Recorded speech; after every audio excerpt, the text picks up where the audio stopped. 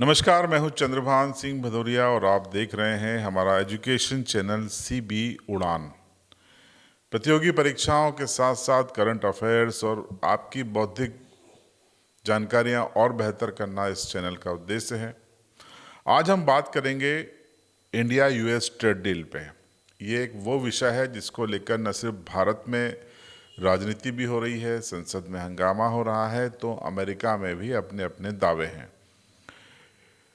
कई महीनों की बातचीत के बाद अमेरिका की ओर से पहले डिक्लेरेशन किया गया कि भारत के साथ उनकी ट्रेड डील कंफर्म हो गई है और इस डील के बाद भारत की ओर से प्रधानमंत्री नरेंद्र मोदी ने एक्स पे यूएस प्रेसिडेंट डोनाल्ड ट्रंप को थैंक यू बोलते हुए इस डील को कंफर्म किया। हालांकि कहा जा रहा है कि डील के जो नतीजे हैं, अधिकृत रूप से पूरा डेटा है, विस्तार से जो एग्रीमेंट है, वो 2-4 दिन में सामने आएगा। अभी वो फाइनल हो रहा है। मैंने इस एपिसोड को बनाने के पहले अमेरिका के कई वेबसाइट को विजिट किया। उनके जो न्यूज़ के प्रतिष्ठान है, न्यूयॉर्क टाइम्स, वॉशिंगटन पोस्ट जैसे, उनको विजिट किया। मैंने एक्स पर कई उनके एक्सपर्ट्स को देखा, उनके अभिमत को देखा सुना आपके लिए वीडियो बनाने के पहले, और भारत में सरकार के जो दावे हैं, विपक्ष के जो आरोप हैं, उनको भी देखा सुना। तो ये सबका निचोड़ इस वीडियो में मैं आपको दे रहा हूँ। देखिए, जो डील हुई है पहले वो बताते हैं कि डील की क्या बातें कही गई है। सबसे मोटी बात डील में ये कही गई है कि जो 50% टैरिफ ट्रंप प्रशासन ने भारत पर कई महीनों पहले लगाया था, 50% को घटा के 18% कर दिया गया है। अब इसको आप समझ लीजिए, पहले जो टैरिफ था वो 25% लगाया गया था, लेकिन 25% एक्स्ट्रा टैरिफ बतौर पेनल्टी भारत पे लगाया गया था, क्योंकि भारत रूस से तेल खरीद रहा था। अमेरिका का ये दावा था कि भारत तेल खरीदता है तो यूक्रेन और रशिया वार में ये एक वॉर मशीन को फ्यूल देने जैसा है, ताकत देने जैसा है। इसलिए हम इसका विरोध करते हैं, क्योंकि ट्रंप प्रशासन का यह दावा था कि वो रूस और यूक्रेन का युद्ध रुकवाना चाहते हैं, लेकिन रूस भारत के खरीदे तेल से मजबूत होकर लड़ाई लड़ रहा है। लेकिन देखिए, अमेरिका पूरी दुनिया में दोहरा रवैया अपनाता रहा है। देखिए, अब मैं आपको ये बताता हूँ कि भारत तेल ले रहा है तो भारत पे ट्रंप ने 25% पेनल्टी एक्स्ट्रा लगा दी थी। 25 तो उत्पादों पे थी, 25% खरीदारी के कारण थी। लेकिन तेल भारत से ज़्यादा चीन और तुर्की भी ले रहे हैं रूस से, लेकिन उनके ऊपर पेनल्टी टैरिफ नहीं लगाया गया था। रूस से तेल खरीदने पर पेनल्टी टैरिफ सिर्फ और सिर्फ भारत पे लगाया गया था। तो ये ट्रंप प्रशासन का, अमेरिका का दोगलापन था, जो साफ दिखाई दिया कि उनके जो व्यवहार में, वैश्विक व्यवहार में इक्वलिटी नहीं है, समानता नहीं है। वो अपने अलग अलग तरीके से काम कर रहे हैं। खैर, अब बात करते हैं कि अभी जो ट्रेड डील की जो घोषणाएं हुई है, उसमें कहा गया कि 25% पेनल्टी हम समाप्त करते हैं, क्योंकि ट्रंप प्रशासन की ओर से ये कहा गया है कि भारत ने रूस से तेल लेना बंद कर दिया है। हालांकि आधिकारिक तौर पर भारत ने इसकी पुष्टि नहीं की है, और रूस प्रशासन का भी ये जवाब आया है कि उन्हें अभी तक भारत ने ऐसा मना नहीं किया है। अब ये देखने वाली बात होगी आगे क्या हालात बनते हैं, लेकिन पेनल्टी 25% हटा दी है। ओवरऑल देखें तो जो 50% पेनल्टी भारतीय उत्पादों पे अमेरिका ने लगाई थी, वो अब 18% कर दी है। 50% ओवरऑल था, 25 मैनुअल और 25 पेनल्टी रूस से तेल खरीदने पर। अब ये आ गई है हम पर पेनल्टी 18%। इसको भारत में सरकार से जुड़े कई नेता मंत्री अपनी जीत बता रहे हैं, लेकिन हम इसका भी पोस्टमार्टम करेंगे कि क्या ये जीत है या क्या, वो आप कमेंट में बताइएगा। हम आपको पूरा निष्पक्ष विश्लेषण देंगे इसमें। तो देखिए, अब पड़ताल विस्तार से करते हैं, निष्पक्ष पड़ताल करते हैं। 2004 में मैं आपको ले चलता हूँ। 2004 में प्रधानमंत्री अटल बिहारी वाजपेयी साहब थे। उस समय भारत न्यूक्लियर विस्फोट कर चुका था पहले उनके कार्यकाल में, लेकिन भारत पर 2004 का स्टेटस हम लें आज से 22 साल पहले, तब भारत पर 3.31% टैरिफ था। अमेरिका का ओवरऑल भारतीय उत्पादों पर टैरिफ था 3.31%। उसके 10 साल बाद फिर हम आपको ले चलते हैं 2014 में, जब मनमोहन सिंह ने भारत की ओर से एक न्यूक्लियर डील साइन की थी, परमाणु समझौता किया था अमेरिका के साथ। तब अमेरिका ने भारत पर टैरिफ और कम किया था और वो पहुंचा था 2.93%, करीब 3% मान लीजिए। तब से लेके 2025 तक भारत पे ये करीब 3% टैरिफ अमेरिका का चलता था। डोनाल्ड ट्रंप 20 जनवरी को देश के राष्ट्रपति बनते हैं और उसके कुछ महीनों बाद वो अपनी जो लॉबी है, उनकी कॉरपोरेट लॉबी है, वो सरकार नहीं कॉरपोरेट चला रहे हैं, उन्होंने सीधा भारत पे 50% कर दिया। अब देखिए डिप्लोमेसी अमेरिका की कितनी खतरनाक है। 3% से 18% टैरिफ पर वो पहुंच गए, यानी करीब 5 से 6 गुना टैरिफ उन्होंने बढ़ा दिया। आप सोचिए, जब ये टैरिफ लगा था उसके पहले 3% टैरिफ ओवरऑल हम देते थे, किसी में कम किसी में ज़्यादा, ओवरऑल एवरेज 3% था। अब हम देंगे 18%। लेकिन 18% टैरिफ देने के बाद भी हम शायद खुश हैं कि हम 50 तो नहीं दे रहे हैं, और ये हमारी जीत है नंबर 1। आप बताइए ये जीत है या हमको झुकना पड़ा है? अब सवाल ये है कि इसमें कई चीज़ें अस्पष्ट हैं। जो चीज़ें स्पष्ट नहीं हैं हम पहले उसकी बात कर लेते हैं। अमेरिका की ओर से दावा है, पहले उस दावे को आप देख लीजिए स्क्रीन पे।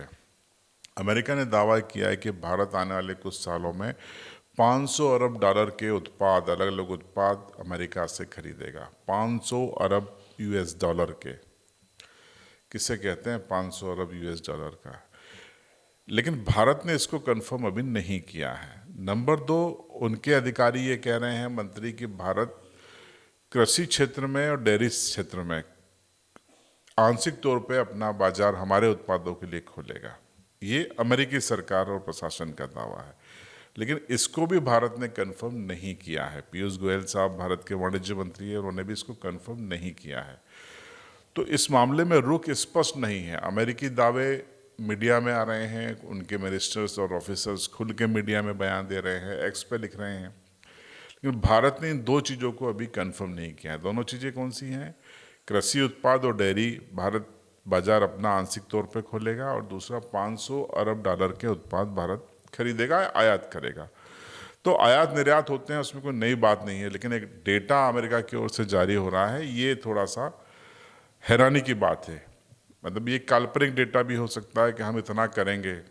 भाई डील हो रही है, बातचीत हो रही है, व्यापार होगा तो आना जाना तो होगा। दरअसल अमेरिका, डोनाल्ड ट्रंप जानता है कि भारत के कुल एक्सपोर्ट का, जो दुनिया भर में एक्सपोर्ट होता है, उसका करीब 5वां हिस्सा अमेरिका को एक्सपोर्ट होता है।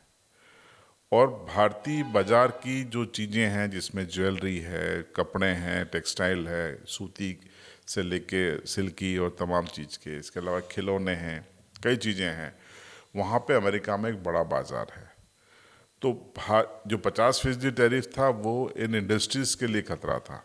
हालांकि मोदी सरकार ने एक काम ये ठीक किया कि मदर ऑफ ऑल डील्स यूरोपीय यूनियन के साथ कर ली, और अमेरिका को भी ये जवाब मिल गया कि भारत विकल्पों को तलाश रहा है। अगर हम और टैरिफ बनाएंगे या अड़े रहेंगे तो फिर दिक्कत हम ही को होगी, इसलिए अमेरिका को डील करना पड़ी।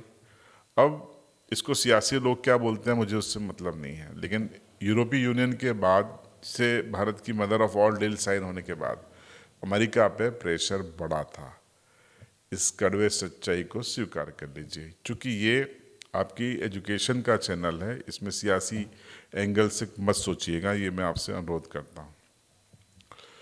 बात करते हैं कि अमेरिका ये चाहता है, कि अभी भी चाहता है, जैसे उनके बयान आ रहे हैं, कि भारत अपना कृषि क्षेत्र आंशिक तौर पे ही सही, लेकिन भारत के लिए खोले।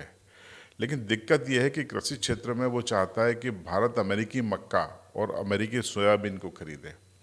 अगर हम ऐसा करेंगे तो भारत के जो किसान हैं, करोड़ों किसान हैं, तो मक्का और सोयाबीन के दाम गिर जाएंगे।